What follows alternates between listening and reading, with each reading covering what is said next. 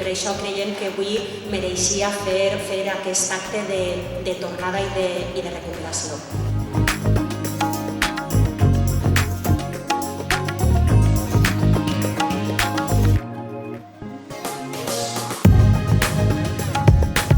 Jo vaig començar a interessar-me per aquest llibre fa una trentena d'anys. Vaig arribar a grans trenes de música litúrgica medieval, en manuscrit. A la biblioteca diverses vegades. No ha sortit cap paper, no hi ha cap inventari antic, així. Amb Luc Banyeres vam estar també remirant la biblioteca del seminari, la biblioteca de l'Institut Màrius Torres.